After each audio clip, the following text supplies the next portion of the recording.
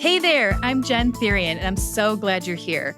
I'm a former 9-to-5er that dove into entrepreneurship 8 years ago with zero business experience. I'm a wife, mama of 2 young girls, boutique owner, jeweler designer, and now the proud owner and coach leading Goldilynx Permanent Jewelry. I have a passion to empower fellow business babes.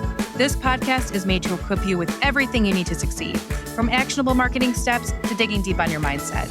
I know firsthand the heart, hard work, and let's be real, at times a struggle that makes up this amazing journey. You want to know what has enabled me to shine the brightest? Coaching plus community. Here at Goldilynx, we share openly, educate, and lift each other up. Expect to get linked with fellow PJ owners that will do just that, sprinkled with plenty of fun along the way. Competition is an old school thought, and connection is the way. Get ready to feel inspired. Welcome to the Goldilynx podcast.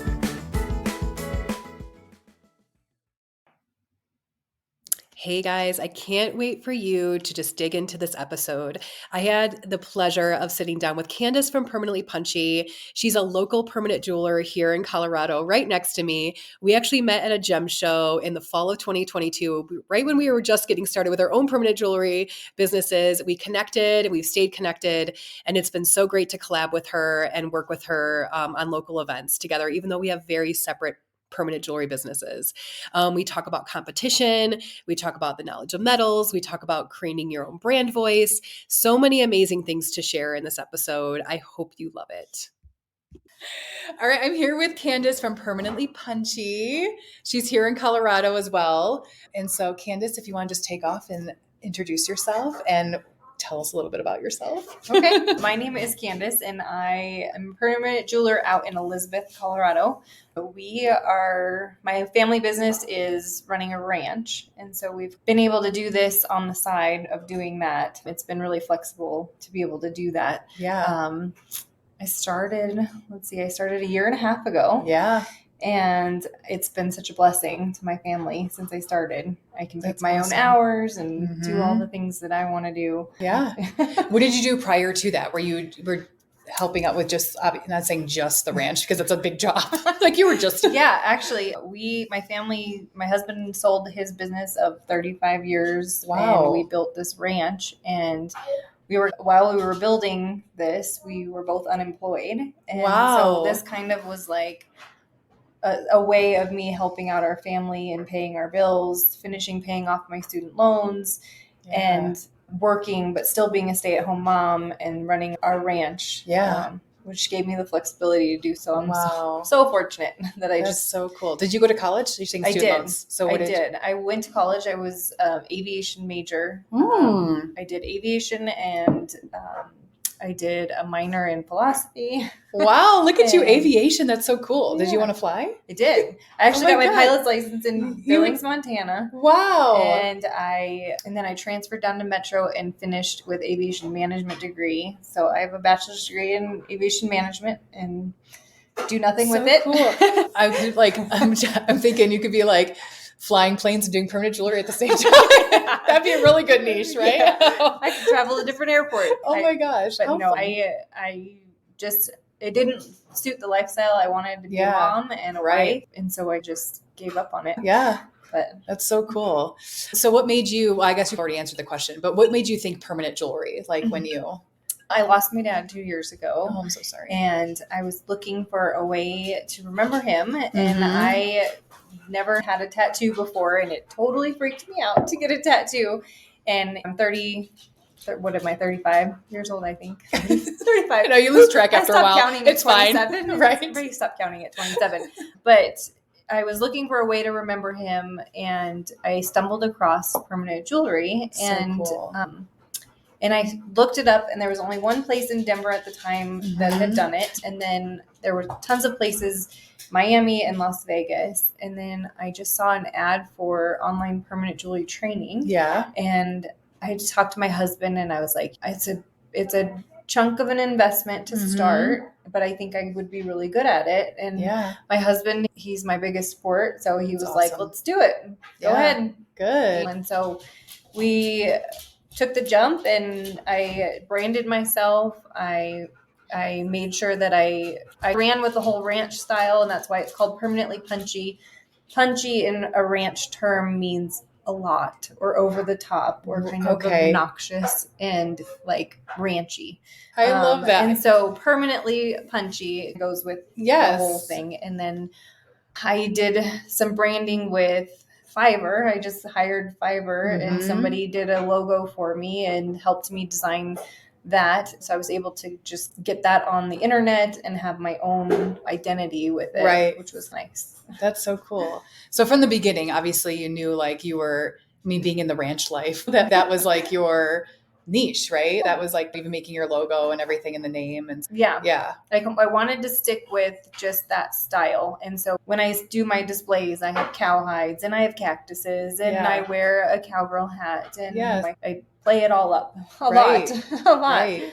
So do you feel like that has played into your success? Because I'm just thinking, okay, say you were more branded as like maybe more me, right? Like I don't have anything really that style. Yeah. And do you think, I don't know, it would be as successful? Do you think? Absolutely not. I know. No, absolutely not. I feel like permanent jewelry is becoming more and more popular. So I think you have to set yourself apart by allowing them not only to have the experience of the weld, but the experience of the style. Like when you walk into a boutique, that's one of my favorite places is Altered State. I walk in that place and I'm like, oh, this is just magical. Like it's like everything you would have. Yeah. And this is just beautiful. And granted, my house does not look like Altered State, but you still are able to enjoy it. And just like when people step into my booth, it's a whole experience. They're getting that whole experience.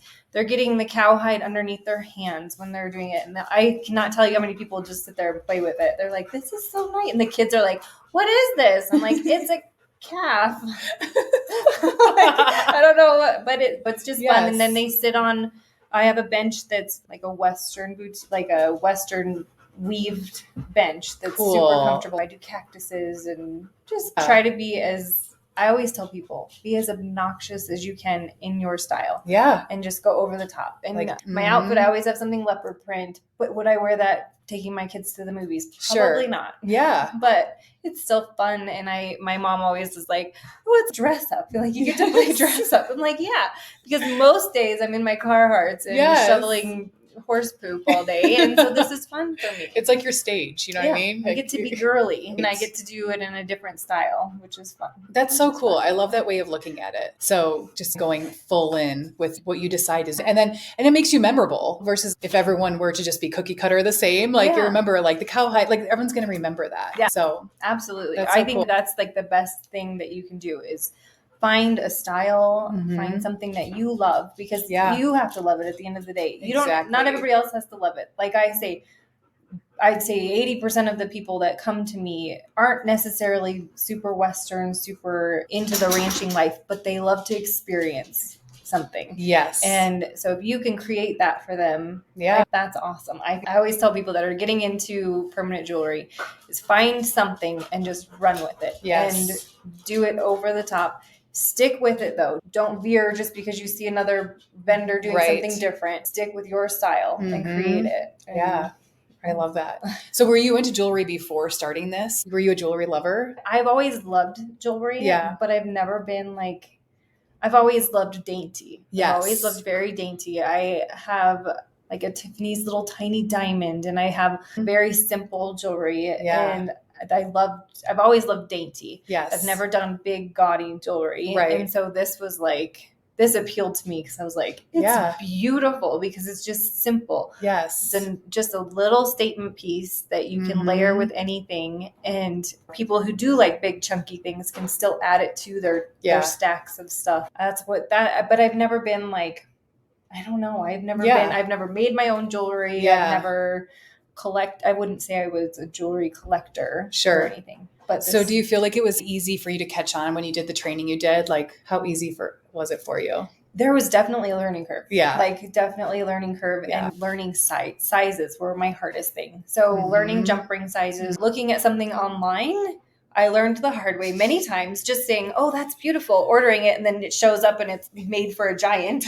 Or it's as dainty as you can get, and you can't fish a jump ring through it. Yeah. So learning those sizes was probably the hardest learning curve for me, because when I buy online, I'm like an impulse buyer. I'm like, oh, that's pretty. I'm going to get it. Yes. And then And then it shows up and I'm like, oh, lesson learned, bang on the table. Like, how, but I would say that's the biggest learning curve. And then just the repetition, like just doing it and figuring out what works best, knowing when my tungsten pen needs to be sharpened, knowing how to troubleshoot my machine in the middle of an event. And then like just learning, like any small business has to learn and have those growing pains and have things go wrong for you to actually learn. You definitely learn more from failures than you do successes. That's for sure. Absolutely. And one of my biggest failures was at an event with you. My welder you look at it that way, but it's so funny. I know I'd feel the same way, but we were at an event and first of all, we met at a gem show, right? Yes. That's how we met. Yes. And we were standing in line to get in and whether or not it was like maybe September. And I know I started the next month and I don't know if you were the same or you had already started, but we were literally around the same time. Yeah. And so I had been to the gem show many times, of course, but then we stood in line and I think it was more like, I don't even know how the conversation started. I think I commented on how beautiful your lashes were. Oh! I was like, your lashes. Like, they're not mine. And but then I was like, do you know what you're doing? Because I have no idea what I'm doing. I think you're like, do we need a ticket? I'm like, no, it's fine. So we chatted for a little bit, exchanged. She's like, I'm starting permanent jewelry. I am too. So then it just started there. Yeah. I think we started following each other on Instagram. Yep. And then, I'm like trying to think whatever happened. We just kept in contact, I think, obviously. And then, I did an event recently where I wanted another welder with me. I feel like it would have been a busier event. So I asked Candace and she brought her unbranded welder. But you've been using it for over a year. Yeah, so it was amazing. Yes. It worked amazing until it didn't. And so it just stopped working like probably the beginning of the event, actually. But it was still helpful because she like cut and size things and then she would just send over the person I would weld. I was mortified. And that made me think, okay, I always have to have a backup welder. Yes. I need to have a plan B because if I had been at an event by myself, I would have just had to pack up and leave. That was my business. And it's funny because that experience with you, I also learned from it too. Same, because I was like, oh God, because I've had those moments where I thought, say I plugged in somewhere and I like just the outlet wasn't working, but I had this initial, oh my God, my machine won't turn on. And then you go through all these things in your head. What would I do? Yeah. And so, like you said, I don't know if you do have one on hand. Did you fix? I have my old welder that I fixed. Oh, you did fix it. And it just sits in my car. Okay, so when I go to events, I don't bring it in. I don't haul it in, but it does sit in my car that if I needed to run out to my car for 5 minutes and grab my other welder, I could. And whether you have the unbranded one, say, because I know you end up buying the one from Sunstone, which I love too. But I was thinking like even Sunstone offers like that cheaper, it's called like Zap or something. Yes. Yeah. So like even if you were to have one on hand that's like not the exact model you have, but something that could weld. Yeah. So it's like just to have something. Yes. Because it is an investment. It is a big investment to have too. Right. But then the other thing is if you were to ever book an event that is way bigger than what you have normally done, you could always hire another jeweler. Exactly. And use your backup welder and have two welders. That's a great idea. Or you could hire somebody to work for you and weld with you. That's such a great idea. Having two, I think, is a huge bonus. Yes, for sure. That's awesome. So how do you, like, being that we have, like, I've reached out to Candace and we've collabed, right? Yeah. How do you feel about, like, competition? Let's talk about that. Since we're, like, really we're not in the same place, but we're very close to each other. Yeah. Proximity. We're within like 20 minutes driving distance and we overlap with parties and I go to Littleton, which is an hour away from me as well. And I don't feel like we're in competition at all. No. I feel like we have very different clientele. Yes. We also offer totally different chains and styles and different things. Granted, I've bought some things from you that I now offer in my boutique, but I feel like I've stuck with my style. I've stuck with Western. I've stuck with turquoise and sterling silver connectors. Yeah. And I feel like I said before, if you create your identity and who you are and what you offer, just run with it because then nobody can really compete with you unless they're copying exactly what you're doing. But if I was from a place where I am like very wary of any competition whatsoever, and I met you and I wrote you off right away, like I met you and you're doing permanent jewelry and I was like, oh, okay. And we didn't continue talking and connecting. Yeah. I feel like, honestly, it almost does a disservice because I have to say people have come to me and asked me, like DM me and said, do you have this kind of charm. I've had someone ask me about a cowboy charm and stuff, and I have given them your information. And I know you've done the same with me. Yeah. Like when you can't book a party, you're booked, or someone, because in the end, it's if that person needs that specific day, it doesn't help us to be like, no, sorry, I'm not available, and not give someone else's information. Absolutely. I feel like that's okay. It's selfish. I know. And there's enough for all of us. And I feel like also too, it's just doing a disservice, to the customer. And I feel like in the end, that's what we have to keep in mind. It's not, and that's only going to serve us. That's how I feel. Just what you put out is what you get back kind of thing. Absolutely. And then also just collabing with the event and having you there and being able to like team up and do an event together and know that someone's there who knows what they're doing. It's so nice. But how would you feel if someone popped up in your area that was your style? Like, how do you feel about that? I don't know. I've been doing this a year and a half. Yeah. I feel like it takes you a good 6 months to even a year to really establish yourself in this. You figure out what chains work. You figure out what styles work for your area. And so I don't know that I would necessarily feel like threatened. Yeah. I don't know. I don't know if that confidence comes with time. Mm-hmm. I've had numerous people contact me that I've done parties for that are like, I want to do this. Yeah. And I'm like, okay. And I've always been really helpful with girls or women that are trying to start their own business. Here's what I've done. I had one time I booked a party 2 times with these girls, and come to find out they were starting their own business. And I was taken back because I would have loved to help them and originally get going. Yes. But then I'm seeing them on our like resale sites and stuff like that. And I was like, oh, I would have loved to help you a little bit more. So I reached out to him and I was like, hey, I see you're starting a business. Yeah. I was like, please ask me any questions. Yeah. I would love to help you because I didn't have somebody. Granted, the business that I got my training from was great with answering questions, and they were there for when I needed it when they were smaller. Yeah. And now that they're bigger, it's a little harder to get a hold of somebody. Sure. But that's growing. Yeah. I mean, people are growing. But I think the permanent jewelry community, especially online, they are always helpful. Right. Like people are always willing to help you get going. Show me your displays and show me what's worked for you. Show me what accountants you do. What's your taxes? What insurance company do you guys? I feel like everybody's really helpful with each other, and at least my experience, it's been good. That's awesome. So, what do you feel like grew your business the most, or what is your best advice for growing a permanent jewelry business?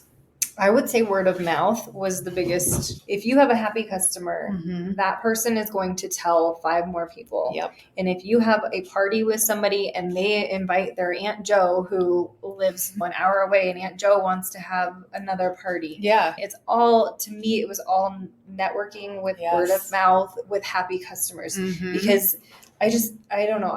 The other thing I've done is I've gone into boutiques with my welder, everything with me, and said, hey, I'm a permanent jeweler. I would love to give you, the owner and a couple of your employees, a bracelet. That's awesome. And I've done that numerous times, and it's been amazing. Yes. And the ladies that I've done it for have been my best advertising. That's because they wear it when they're checking out. Yes. My card is right there. They can say, oh, this is, and she comes to our boutique once a month. And then set it up that way. I love it. But I feel like it's an investment when you do your family's jewelry because they're a walking advertisement for you. They are, my kids have it on at gymnastics, at all the things. And so their friends are like, what is that? I want one. Exactly. One of my favorite events was a little twin girls' 6th birthday party. And we did the girls' we did enamel chains on them. Oh, yeah. And we had clasp options for them as well. Yeah.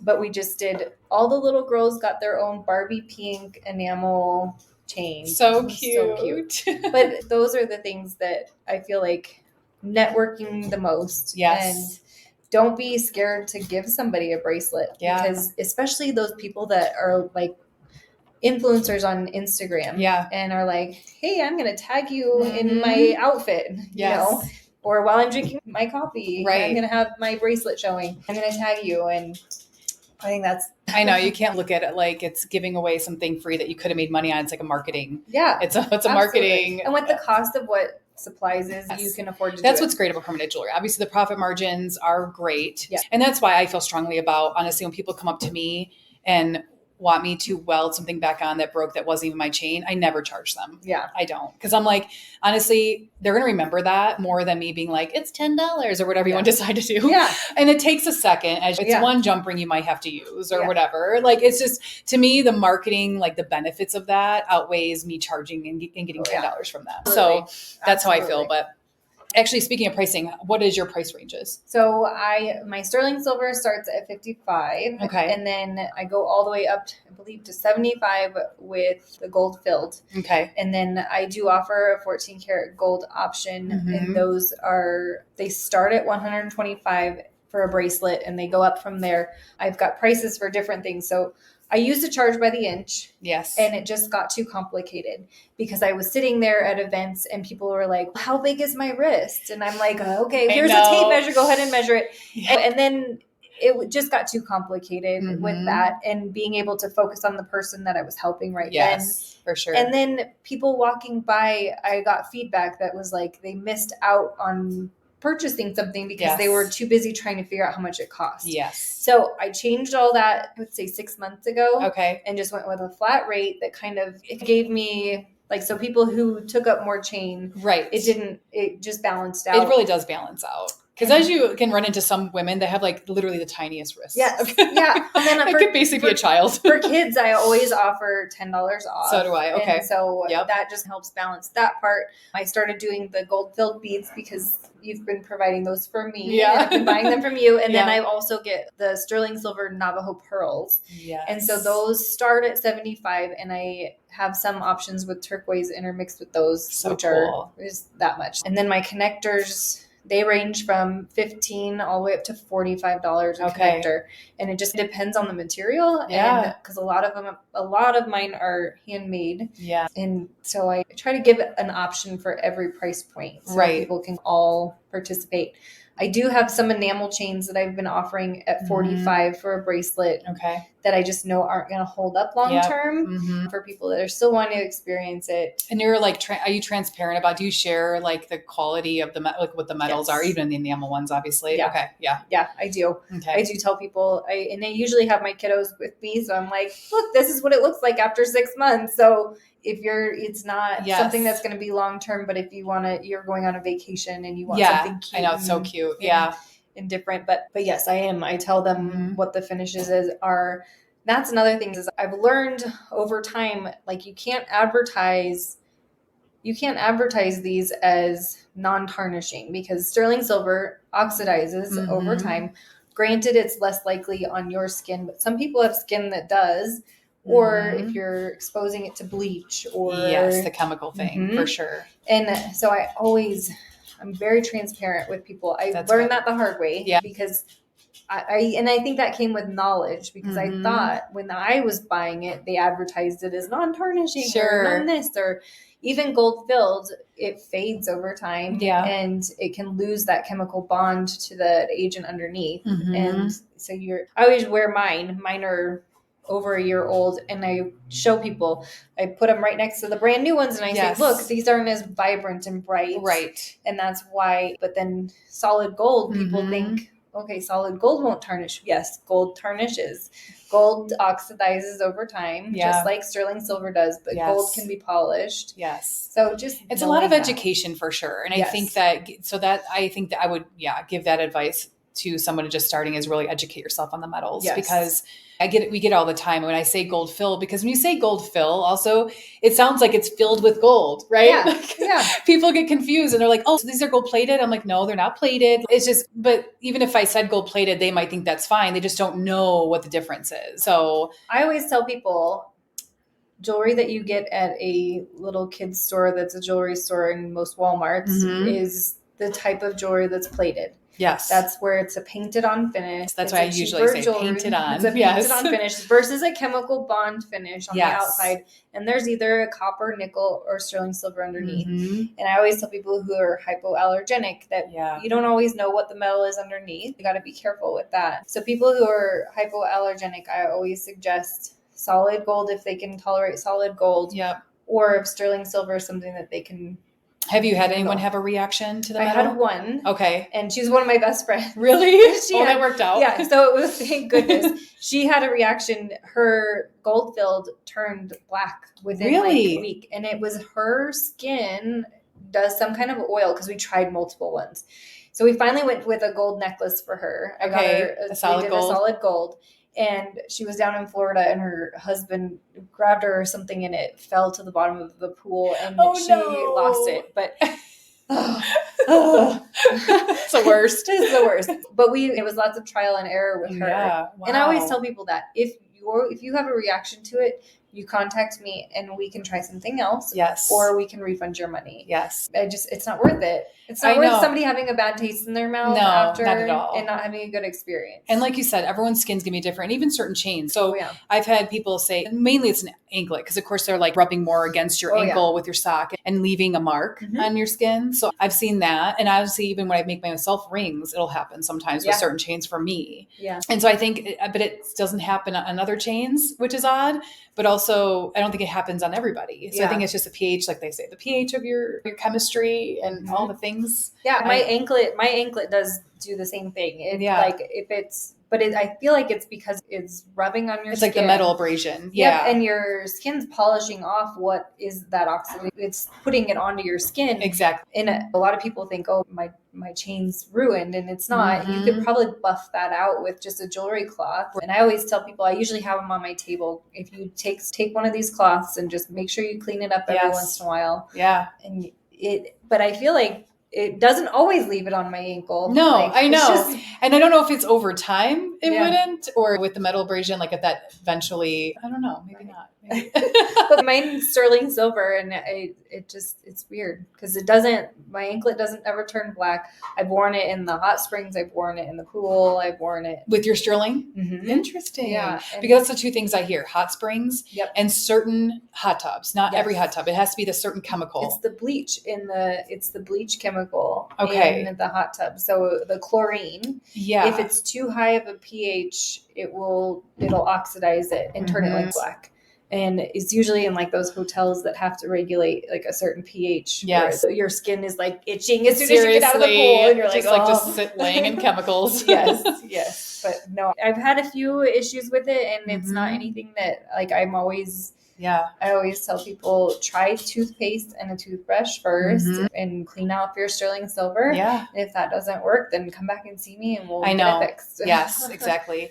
So what do you like jumping around, but what do you say your best month in permanent jewelry was, like number wise?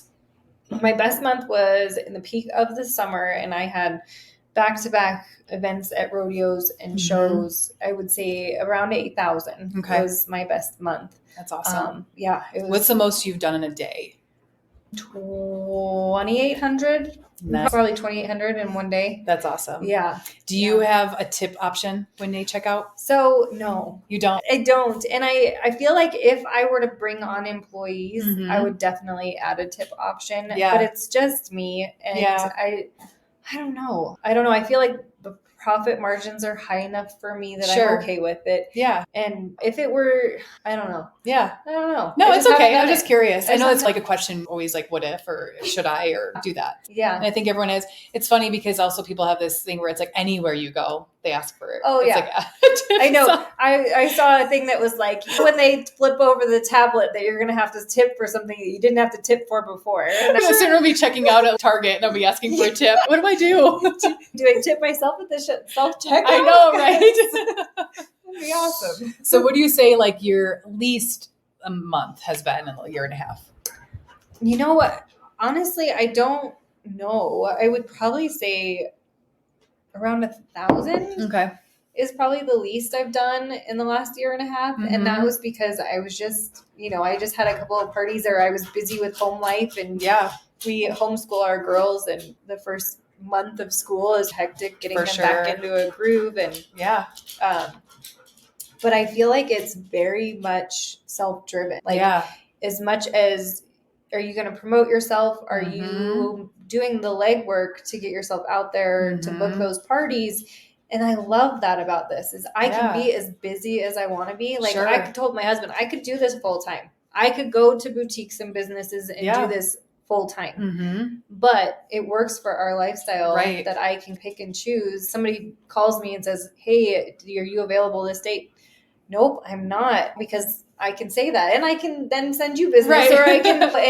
or I can just say I'm taking appointments Thursday only, or my appointments are only available on Thursday this week. So you do take appointments out of your home or no, out of our barn. Out of your barn. Yep. Okay. So we have a little room down there that we're in the process of upgrading and making a little bit like more of a boutique style. That's cool. I gotta come see. But it's right now. I want to hang out with the animals. Right now, it just is like a room, and we have big, huge indoor arena. So that's another thing, is it goes with my style. There's usually somebody riding in the arena or a horse in the arena, and people that know horses are like, but people who are just visiting are like, that's so cool. There's a horse in there. That is so cool. I would love to go. That would be really interesting. Even if I wasn't into it, it'd be cool to see. Yeah, and that's what's fun about it. Yeah. And then when we do events at the barn, I can always set up there. Yes. I'm normally too busy running everything else to set up, but maybe one day I'll be able to do that more. There's a couple of producers that come in and rent our barn, and so then I'm able to do my own thing. Cool. Which is fun. So do you offer more than just permanent jewelry when you do events? So when I do in-house parties, no. Okay. But when I set up at fairs or rodeos, I found that not everybody wants to buy jewelry. Right. Or the one thing that I noticed the most is there are kids that parents give $20 to, and they want to spend their money. Yes. So I have found that if you have little things, hair clips, or I kept it all Western style. Yes. So I'll do Western candles or Western sticker. Kids love stickers. Yeah, stickers. Stickers. So much. And I've kept it like Western themed stickers. So cactuses and cowgirls and cowboy boots. Mm-hmm. And I just have a little thing to keep their little hands busy. And then I started doing Western style wrapping paper. So just little boutique things. So where are you finding these things? Everywhere.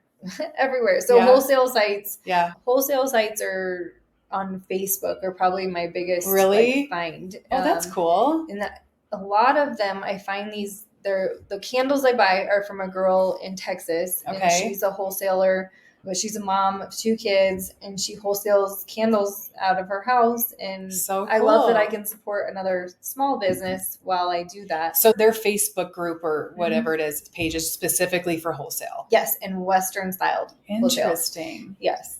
That's cool. So yeah, I do my best to not do the whole like buy from China and Amazon and all that, and then, because I just want to support more local businesses if we can. And yes, that makes my prices probably a little bit higher than if I were to buy them from Amazon or some of those Chinese boutiques and stuff. Yeah.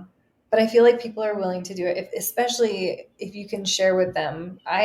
My candles are hand poured by a mama in Texas who's running her own business. I can show that support. Right. And then I sell those car freshies. Have you seen those? Yes, I have seen those. So I sell those, and those I sell for a friend. Yes. And she's local. She's I think she's in her 50s. She's got 2 older kids. Wow. She loves to craft, but she won't sit at a show and sell her stuff. And I'm like, I'll sell your stuff here. Let's do it. So cool. If I can just offer those things, those little tiny things, I can sell the best. Yeah. I probably would never dive into clothes. Okay. It's just too overwhelming for me. Yeah. Especially like making sure I have all the right sizes and then like being left with all the extras. I'm like, if I have jewelry extras, I'm okay. But having the clothes extras, I'm like, I just don't think I could do it. Yeah. It just becomes too much for me. So you gotta find out what works. Yes. So what made you have the idea? Was it from the start? You're like, okay, with events, I'd be smart to have other products or no? No, I did not do that from the beginning. And it was just that learning curve of, I could sell more. Yeah. I can do more than just this. Yes. And I had a lot of people ask, oh, do you have anything that has a clasp? I have surgery. Or do you have anything for my granddaughter? She lives in Texas and I want to send it to her, and I'm like, no, I don't. But guess what? I'm going to next time you're here. Right. So that's when I dove into some more like jewelry items. So like Navajo pearls with like just off options that are not permanent. Yeah. And keeping those on hand so that if I do have an event where I think they'll sell well, I put them out and they're out. Or if I have a request for an in-home party that wants to see them, I'll pull them out. But I don't pull them out for in-home parties. I feel like it's a rude. Yeah. I feel like if they're hiring you for permanent jewelry, don't shove everything else down their face. Sure. Like, it's like, just leave that at home. And so when I separate my stuff, it's funny, I have different totes that I know I bring for small parties. Yes. These totes. And then all the other totes come with me for bigger things. Right. And just that was hard to keep organized. Yes. Because at the end of the night, you just want to throw everything in a bin and just go home. And your eyes hurt. And you're like, I know. So that's one thing that I've had to learn over the last year and a half is how to organize. And you will not regret organizing it at the end of the night. Yes. Because your next event will go so much smoother. That's true. And you'll be able to find things. And having your little tungsten sharpened. Yes. Oh, absolutely. Yes. Yes. Yes. And making sure your chains are organized, put away, and sealed up airtight. Yes. It just makes a huge difference at your next event. Yeah. So how much do you think you bring in from those products? I don't know if you could say a percentage or compared to permanent jewelry. I would say it's minimal. Yeah. I would say it's very minimal. And that's partly why I just carry smaller price items. Yeah. Nothing crazy big. I did some cups this summer that had like steer heads on them and stuff. Those sold great. The profit margin's not as much as jewelry.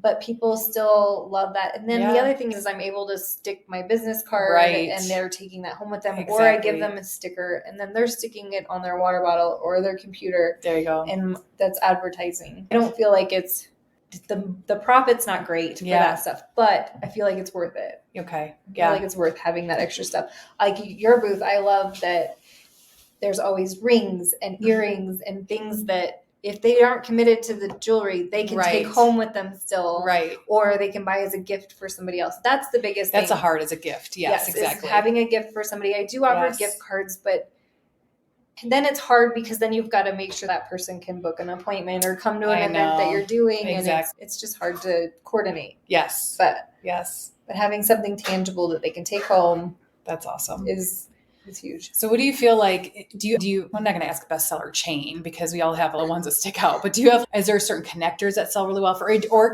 how do you feel about connectors and charms? Is it like something that you feel is really important to have?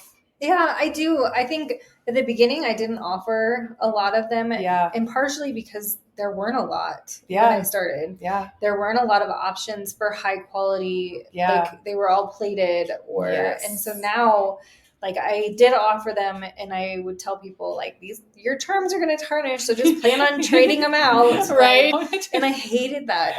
So I backed off on doing the charms. But then when I started finding high quality charms, I was like, this is great. And then people could customize their own things. My best sellers for charms would be authentic turquoise and crosses. Okay. Crosses sell definitely great for me. And that's awesome. And I sell out of them. Like I can't keep them in stock enough. And I love that I can add that piece to their jewelry. Yeah. Like it's just fun. That's awesome. I do get some requests for initials, but I felt like those are like the hardest for me to wrap my brain around on carrying. I feel like it's a big investment. Yeah. Because you're buying, like, what letters do you buy? Do you buy the whole alphabet? Because someone might need Z.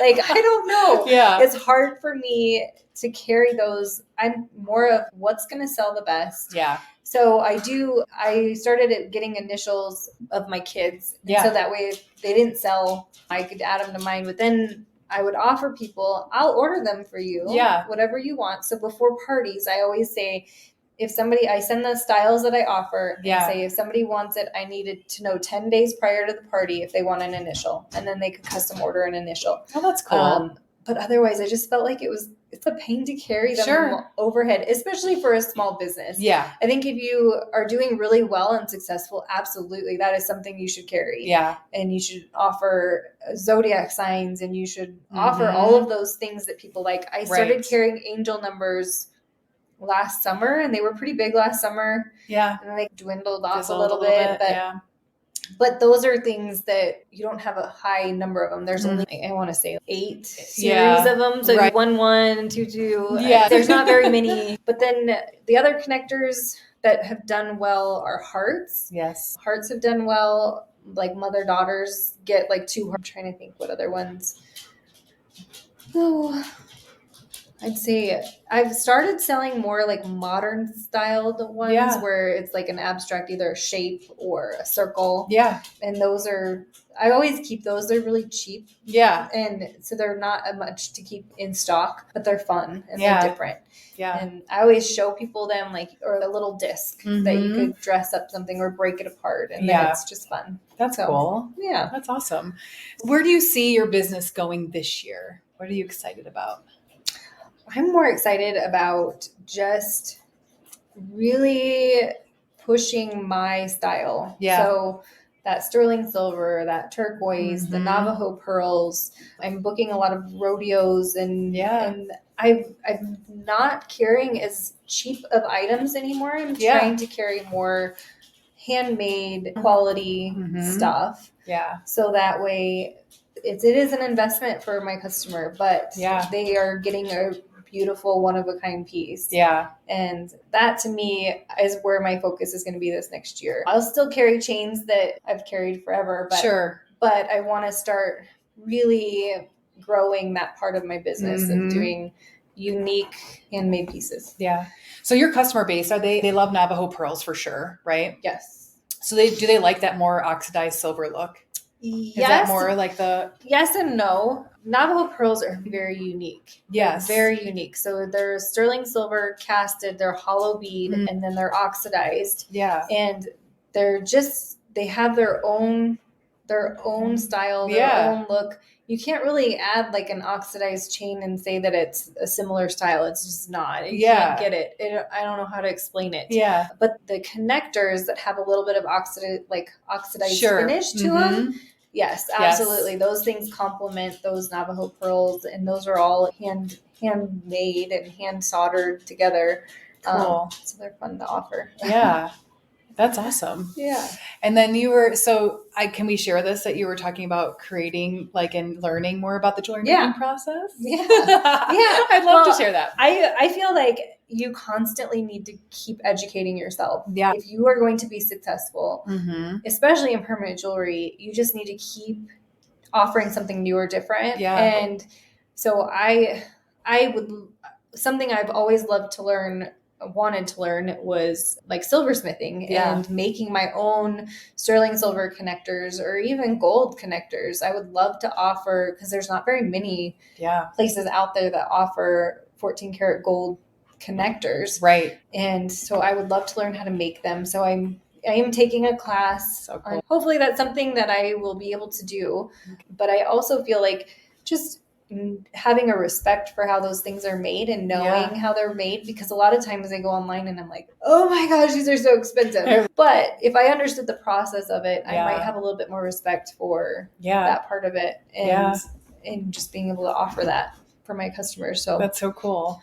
And just another way to offer something this is what I love about permanent jewelry, is the fact that of course people can create what they want. It just feels like really one of a kind almost in a way. And they can, with the connectors they choose or however they do it, but also creating your own connectors, just really that no one else possibly has, offering them, that's really a special thing. Yeah. And I would love to sell to other permanent jewelers one day. That's way down the road, but that'd be a goal to have, is be able to offer it to other people who don't necessarily have the time to make their own. Exactly.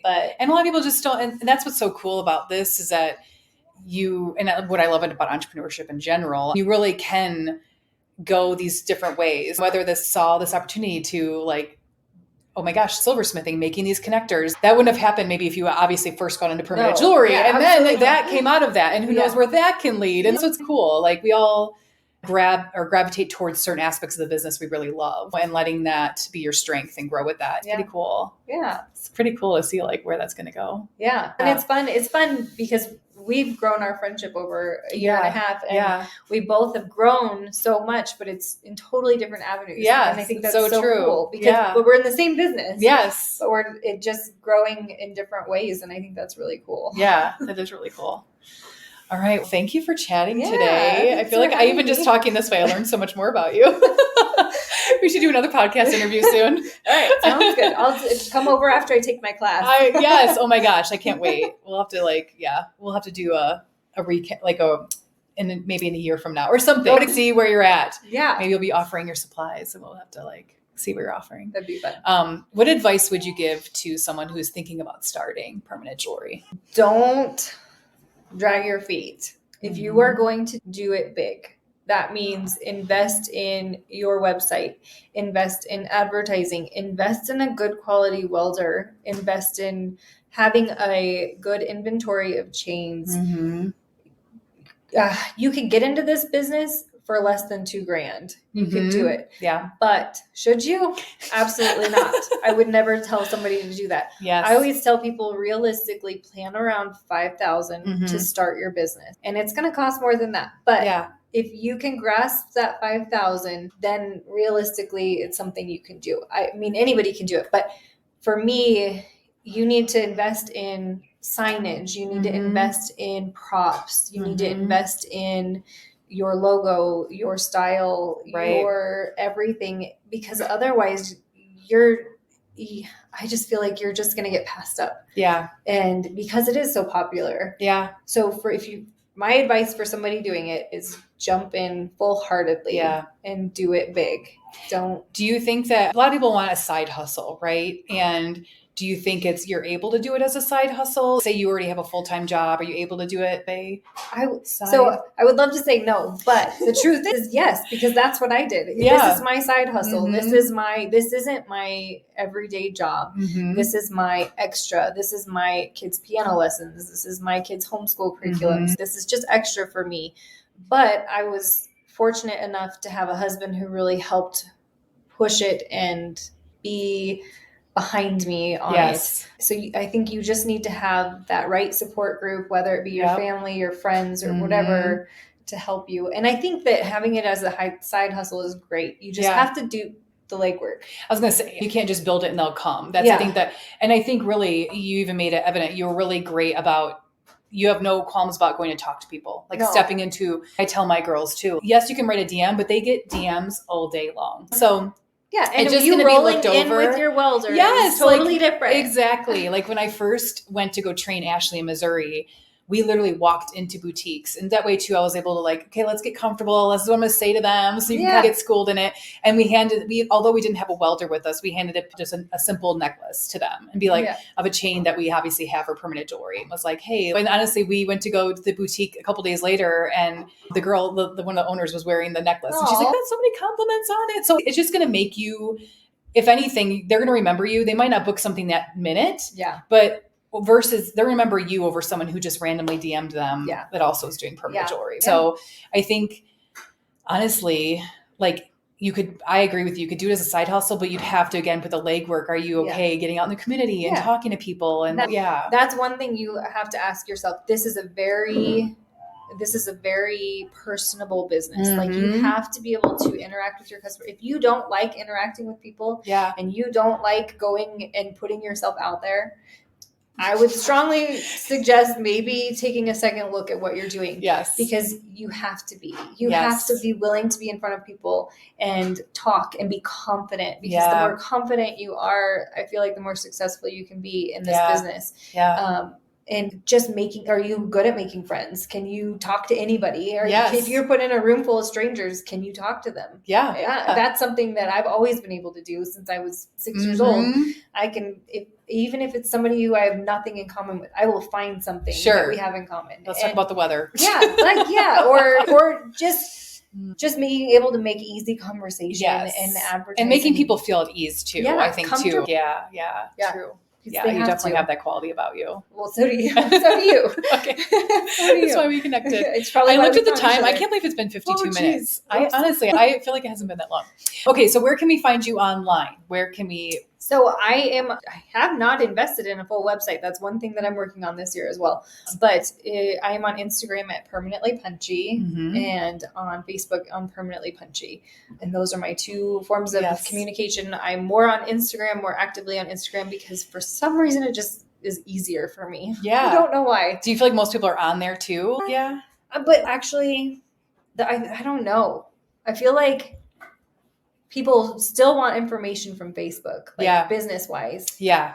But people like and share stories more so from Instagram. Yeah. So I feel like the business part of it has to be on both. And that's one thing I'm working on, is trying to find somebody that can build a website for me. For me, it wasn't logical at first, because I was like, what am I going to put on there? You can't, because my chains are always rotating and all that stuff. But even just having a physical site where people can go visit for your information, I think is so important. And I dropped the ball, so I'm working on it. No, I think we all just have our own, like, strengths and weaknesses, sure. But like our own, like, flow and how we end up, what we do first. You know what I mean? You can do it all, but you can't do it all at once. That's how I feel. So it's okay. Start somewhere. And that's why I think it can become so daunting when you're looking at the full picture of, I should have a website and I need to be here. I need to be there. But it really just starts somewhere and focus on, for me too. I had a website from the beginning. I knew that was important with my other business to start there, but like, I definitely put all like my focus in Instagram, and it shows, because that's what grows, right? But why do you feel it is important to have a website then? What makes you want to have one? I can't tell you how many times I've been at an event and someone says I'm not on social media. I agree. Okay. So, this could be a whole other conversation, but because I do think most people getting into business now think of marketing and think of their business, and they just think of like social media. Yeah. And it's like websites are old school for some reason. Yeah. But honestly, I'm running into young people, like a lot younger than me, that are not on social media. And I'm like, good for you. That's what I always say. I'm like, good for you. I wish I could be like that. We all have probably a love-hate at some point. Yes. Like, I shouldn't say hate, but not that severe, but maybe depends on the day. But because I have met amazing people through social media. And honestly, I really, it's a good place. It's a feel-good place for me for the most part, but also just any age group and the people. So I have a website, as I said, and I update my pop-up schedule on there. But it'll be my second or third thought. Like, I always do Instagram first, and I'm like, oh yeah, my website. Oh, yeah. But people will say I changed, and this has happened before, where I changed a date for a pop-up, and I'm like, I didn't change it on the website, and they showed up. Yeah. And I was like, I don't even think about the website. But really, there's more people that go on there than you think. Yeah. So I do think it's important. And I think it's important to be able to hand a business card over that has all your social media information and your website on it. It doesn't have to have anything else but your logo and that. Yes. And that's it. It's so true. And because I just feel like that's where people are going to go, grabbing their purse later and be like, oh, that's that girl. I'm going to book a party with her. Yes. And also it just plays into, which will play into a whole nother thing, but this is actually one of the subjects I like talking about, because again, with websites and search engine optimization, SEO, if someone wants to find you in your area, they're most likely your Instagram's not going to come up. But it plays almost into the legitimacy of your business. Yeah. You know what I'm saying? Someone who has a website versus someone who doesn't, it just seems like you're more legit or something. You're more professional. You actually have a business versus just like a side hustle. Yeah, you know what I mean? Absolutely. So Shoot. No, that'll be your 2024 goal. There you go. One of the goals. No, it's easier than you think. We'll talk about that. Okay. It's easier than you think. Thank you for chatting today. It was so good to hang out. Yeah, okay. Well, how do you feel? I hope this episode inspired you in some way. I would love to hear from you. So visit me on Instagram at Goldie Links Jewelry or at my website at goldie-links.com. I'm always down to chat. Have a golden day, and I'll see you next time.